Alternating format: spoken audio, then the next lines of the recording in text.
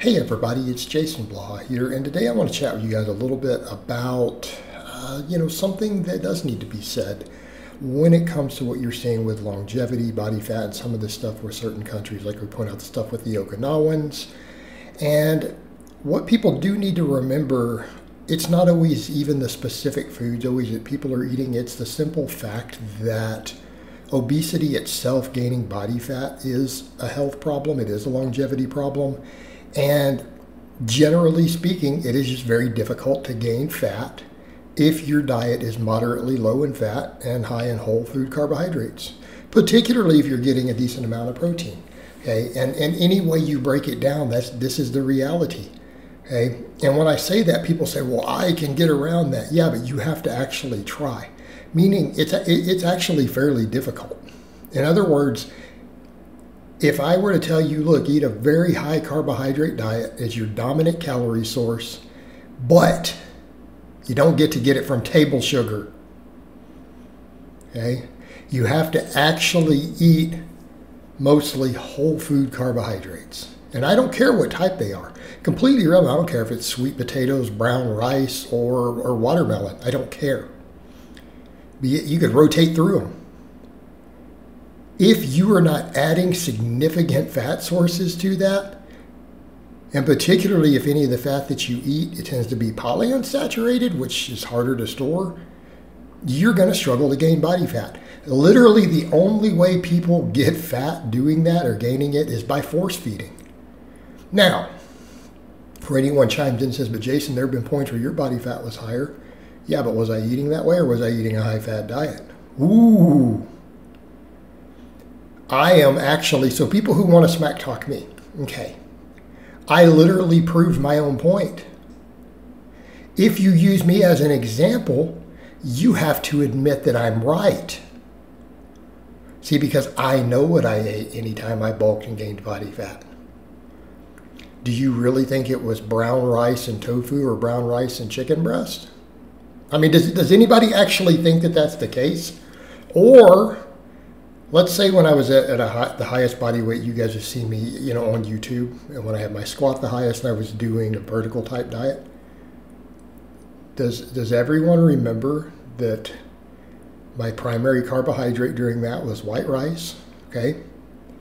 I was eating fattier cuts of red meat, bison, beef, all those things, but it was still 20% fat calories or more. I was eating eggs, a lot of whole eggs, and sometimes even some higher fat Greek yogurt and stuff in there, okay? When I ate like that, did I gain more body fat? Did my body weight go higher? Of course it did. How about other times when people were like, "Oh, you're looking fluffy"? Was I eating a lot of peanut butter, whole fat Greek yogurt? Okay, you see where we're going with this?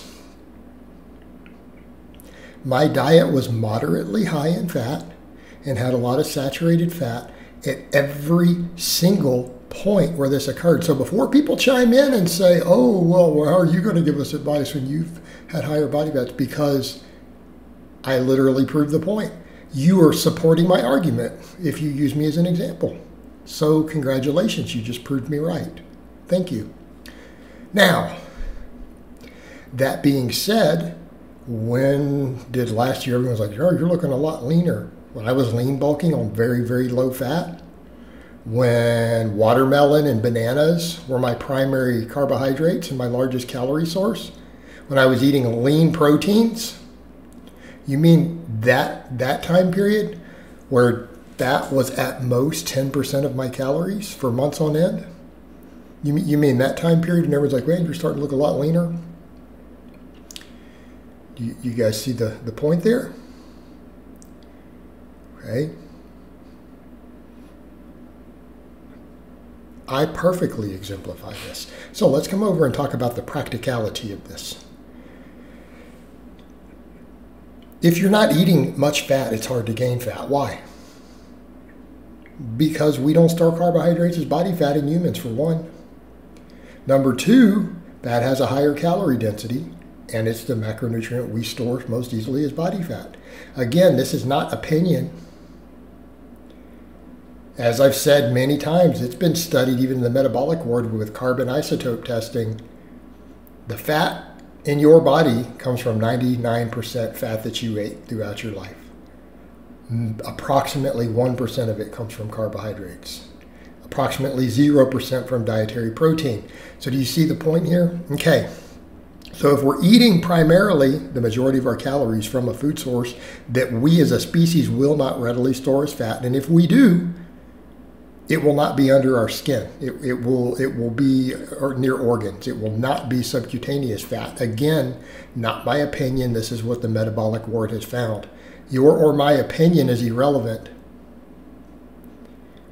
Right? Now, which carbohydrates are we most concerned with being a problem? They're refined sugar. So I said eat whole food carbohydrates. Now we don't have this other issue.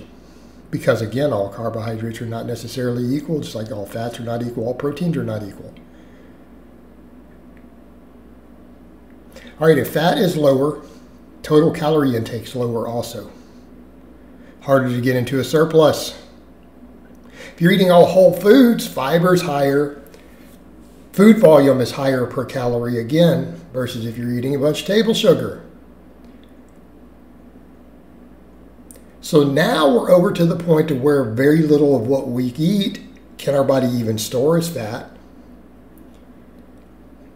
Right? The rest gets burned off as heat and NEAT and thermic effect, all this other stuff. And our calories get capped more because it's harder to eat more, because food volume's higher, fiber's higher. Absorption is more stabilized. That also means energy turnover tends to be better because we're less lethargic. We have more stable blood sugar. So why do we oftentimes see these trends, even if the foods are different, still produce the most longevity, the lowest obesity, the lowest diabetes, lowest cardiovascular disease? Because simply put, from a practical perspective, it is very difficult to get fat doing this. I'm not saying it's impossible, because it can be done. So again, it's not one of those hold my beer guys. I'm going to force feed with a feeding tube enough brown rice, okay? In other words, it is hard enough to do that you would actually have to actively work at it, and you would be miserable trying to force yourself to do it. Not saying it can't be done. So before anyone takes it as a challenge, but it's a lot harder to do than you think. And here's the other thing. Let's say you're lifting and you're training and you really do try to do it, you're probably just going to make really good lean gains. That's probably what's going to happen practically. All right, guys, but that's really all I have to say on that today. I hope it's been informative, and I'll talk to you guys next time.